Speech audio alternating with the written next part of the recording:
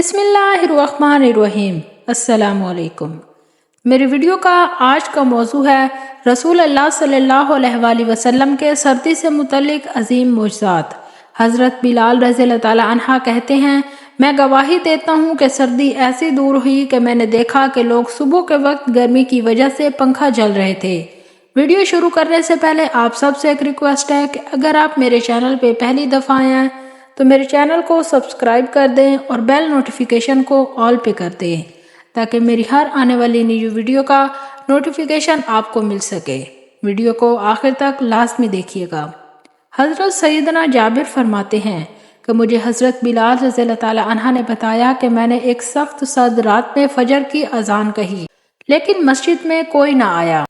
اے پیارے دوستوں، رسول اللہ صلی اللہ علیہ وآلہ وسلم کو اللہ تعالیٰ نے عظیم اختیارات عطا فرمائے ہیں جن کا اظہار حضور صلی اللہ علیہ وآلہ وسلم نے وقتاً فوقتاً فرمایا۔ احادیث کریمہ میں ان کا تذکرہ کثرت سے موجود ہے۔ علماء اسلام نے اس موضوع پر متعدد رسائل تحریر فرمائے۔ یہاں ہم موضوع کی مناسبت سے حضور صلی اللہ علیہ وآلہ وسلم کے ان عظیم معجزات کو بیان کرتے ہیں جن میں سردی کو دور کر دینے کا ذکر ہے۔ نمازیوں سے سردی دور ہو گئی۔ حضرت سیدنا جابر فرماتے ہیں کہ مجھے حضرت بلال نے بتایا کہ میں ایک سخت سرد رات میں فجر کی اذان کہی لیکن مسجد میں کوئی نہ آیا۔ کچھ دیر بعد میں نے پھر اذان دی مگر اب کی بار بھی کوئی نہ آیا۔ جب رسول اللہ صلی اللہ علیہ وآلہ وسلم نے یہ ملاحظہ فرمایا تو پوچھا، لوگوں کو کیا ہوا؟ میں نے عرض کی، سخت سردی نے لوگوں کو مسجد میں آنے سے روک رکھا ہے۔ یہ سن کر آپ صلی اللہ علیہ وآلہ وسلم نے دعا فرمائی، یعنی اے اللہ لوگوں سے سردی کو دور فرما۔ حضرت بلال رضی اللہ تعالی عنہ کہتے ہیں، میں گواہی دیتا ہوں کہ سردی ایسی دور ہوئی کہ میں نے دیکھا لوگ صبح کے وقت گرمی کی وجہ سے پنکھا جل رہے تھے۔ حضور صلی اللہ علیہ وآلہ وسلم کی اطاعت میں سردی دور ہو گئی۔ حضرت سیدنا ابراہیم تیمی اپنے والد سے روایت کرتے ہیں کہ ایک بار ہم حضرت سیدنا حذیفہ بن یمان کی خدمت میں حاضر تھے۔ آپ نے فرمایا، ہم غزوہ احزاب کی ایک سخت آندھی اور سردی والی رات رسول اللہ صلی اللہ علیہ وآلہ وسلم کے ساتھ تھے۔ آپ صلی اللہ علیہ وآلہ وسلم نے ارشاد فرمایا، میرے پاس قوم یعنی کہ کفار کی خبر کون لے کر آئے گا اور اسے قیامت میں میری رفاقت حاصل ہوگی۔ لوگ خاموش رہے، پھر آپ صلی اللہ علیہ وآلہ وسلم نے دوسری بار پھر تیسری بار فرمایا لیکن سب خاموش رہے۔ پھر فرمایا، اے حذیفہ میرے پاس قریش کی خبر لاؤ۔ جب آپ صلی اللہ علیہ وآلہ وسلم نے میرا نام لے کر فرمایا تو اب جانا ہی تھا۔ آپ صلی اللہ علیہ وآلہ وسلم نے فرمایا، میرے پاس قوم کفار کی خبر لاؤ اور انہیں میرے خلاف غصہ نہ دلانا۔ حضرت حذیفہ فرماتے ہیں، میں اس سخت سردی کے موسم میں چلا تو ایسے لگ رہا تھا جیسا کہ میں حمام میں چل رہا ہوں، یعنی مجھے سردی بالکل نہیں لگ رہی تھی، حتیٰ کہ میں قریش کے پاس پہنچ گیا۔ پھر جب وہاں سے واپس پلٹا تو مجھے یوں محسوس ہو رہا تھا جیسے میں کسی حمام میں چل رہا ہوں۔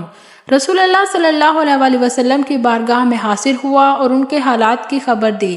جب میں فارغ ہوا تو مجھے سردی لگنے لگی۔ بس حضور صلی اللہ علیہ وآلہ وسلم نے اپنا زائد کمبل جسے اوڑھ کر آپ صلی اللہ علیہ وآلہ وسلم نماز ادا کرتے تھے مجھے اڑھا دیا تو میں صبح تک سویا رہا۔ صبح رسول اللہ صلی اللہ علیہ وآلہ وسلم نے مجھے فرمایا، اے بہت سونے والے، اب اٹھ جاؤ۔ سردی میں گرمی۔